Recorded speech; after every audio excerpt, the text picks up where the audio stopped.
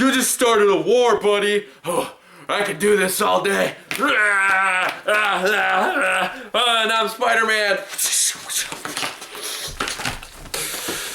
And that's the whole movie. Okay, that's obviously not the entire movie, but this is what I will say. Captain America: Civil War is definitely my favorite Marvel movie since Guardians of the Galaxy, and that includes all the Marvel movies, not just the MCU.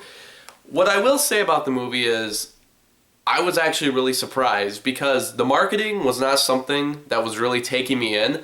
I'm not really a big fan of these movies where like superheroes are fighting each other because I think it's kind of stupid to begin with. Because why can't they just talk it out? And that's all I ever thought about. I'm like, why are they gonna even fight? Because it's not like Captain America is actually gonna try to kill Iron Man. And even if he tried to do that, how are they gonna be able to explain that and still have Captain America and Iron Man be characters we're gonna love both? It seems like a really difficult idea. It doesn't seem like something that can be easily done for superhero movies in general. In fact, 2 months ago, Batman v Superman tried that. A lot of people didn't think it worked. I didn't think it worked. And Captain America: Civil War, I thought was going to be on the same boat. I didn't think that this movie was going to be as good as it was. I was expecting something kind of dumb, basically. But through pacing and well done scenes and scenes that are just perfectly put in there, it works. Everything really works about this movie. You can really get behind both characters, see where both of them are coming from, and it doesn't become a thing, because I was going to go in and think, oh man, I'm going to be behind Captain America the whole time. I'm going to be behind him on everything, and Iron Man I'm not going to be behind on, because from what it seemed like in the marketing, it just kind of seemed like Iron Man was wrong, I guess from my point of view, but I guess other people could have a different point of view. But then you see the movie, and you kind of get behind both of them, and both sides have different things said. One of my favorite things actually said in this entire movie was by Vision, and he said, all the superheroes are around, and the growth rate of superheroes has grown exponentially. He uses that word. He's like, but at the same time, catastrophes have grown exponentially. What if we're creating those catastrophes? And I'm like, that's a good point. I'm like, is it all coincidence, or is it just because they're around now, everything's just going to crap? So it's not just, you're not going to be really siding with one person, especially how the marketing makes it seem like, oh, are you Team Iron Man or Team Captain America? No, you kind of end up being in the middle of both of them, which is really well done, which seemed impossible for a movie. I mean, not impossible, but really, I didn't think a comic book movie was going to be able to do this, and it really did. There's a lot of good one-liners, a lot of good fighting, there's 3 main action sequences. 2 of them are done really well and have a lot of good one-liners, and they don't take themselves too seriously. It's a lot of fun. The third act, there's one big action sequence, it's one big fight at the end of the movie, and the build-up, the whole emotional build-up to that scene is like, it's one of the best scenes in any of the Marvel Cinematic Universe movies. Actually, it might be the best scene in any of them, because the emotion and just the impact and it really gets to you, because it's characters we've known for many years now, and then we've seen them reach this point, and you didn't think that these movies at this point, you didn't think that we'd keep getting so many different angles to them. You didn't think we'd get so many more stories, but there's something at the end of the movie that really just gets at you, and it's one of the best scenes. It's well done, and it's something that I never thought, it's emotions I never thought I'd see done so well in the Marvel Cinematic Universe, but it's done great. But it's definitely not as funny as the last couple of movies, especially like Age of Ultron, which definitely is not a better movie. Age of Ultron definitely is not as good as Civil War. This one is way better, but it's not as funny as Age of Ultron either, which is kind of, I guess, is just sort of a trade-off. I mean, because they're taking this is a story that's probably a lot more serious, and they're taking it a little bit more serious than they did with Age of Ultron. Age of Ultron just kind of seemed like a, hey, let's get the gang back together and let's just have some fun, and it was fun, but it was definitely more funny.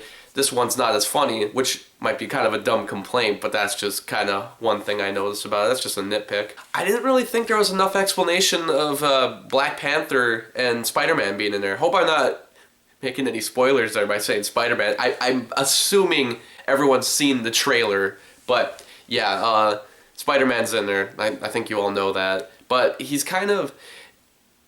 Black Panther wasn't really explained well, but it was a lot of build-up to his movie, so you kind of are getting excited for his movie. I actually do want to see it. I was behind the character right from the beginning. I really liked, was it Chadwick Bosworth? Is that his name?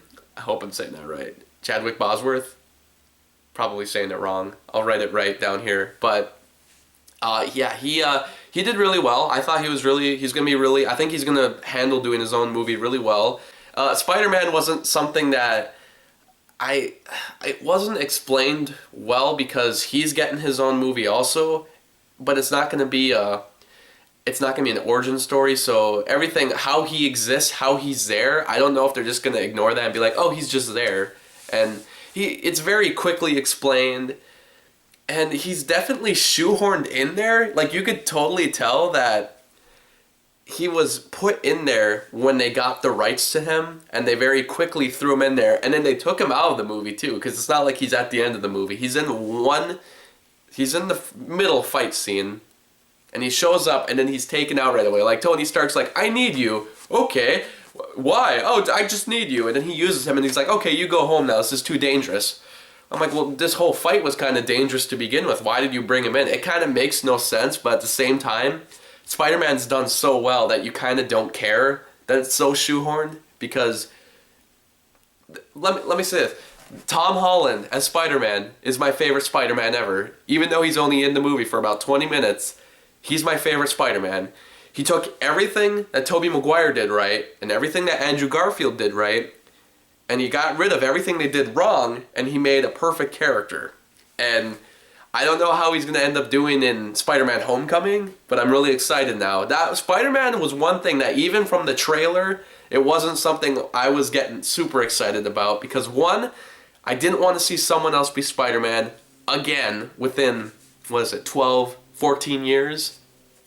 And two, I know nothing about this actor, and I didn't know if I wanted him to be that young. I wasn't sure how that was all going to play out, but it worked, and it got me pumped. Spider-Man's one of those characters that when he's done right, and he's on the big screen, and I'm in a theater and I see him on the big screen, it sends chills down my spine when I see him, because Spider-Man's my favorite superhero character ever.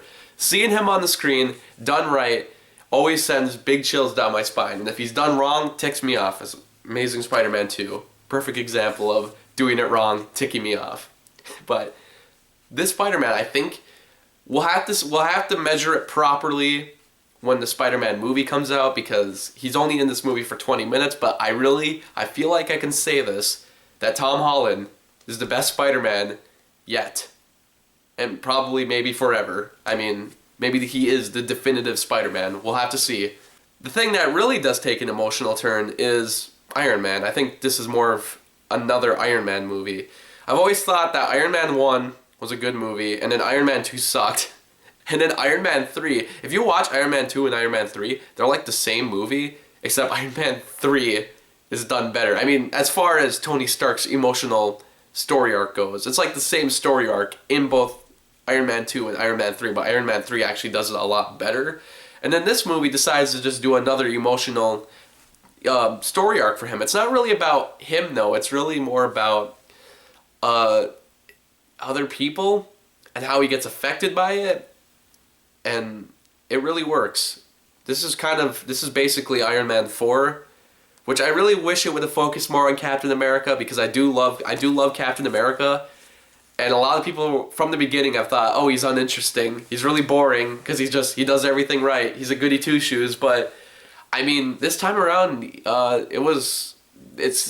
kind of seems like they always skip out on doing Captain America. They always want to do other characters. like Iron Man because he's more interesting, but I really wish they would have just made this more about Captain America. Kind of like how Winter Soldier was. It was more focused on him. This one is focused way more on a lot of things. Last but not least, all I can say is that Captain America Civil War was... It's probably the biggest... not the biggest surprise, but... Captain America Civil War, it surprised me. I loved it way more than I actually thought I would. It was entertaining.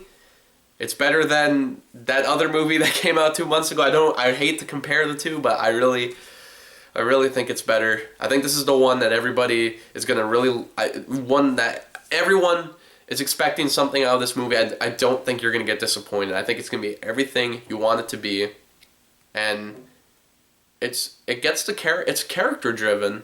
You never would have expected these MCU superhero movies that you would think are more action driven or just kind of generic, just get as many done as you can kind of movies. They've been doing that, but at the same time, they're character driven, and this one's really character driven. Really, a lot of emotions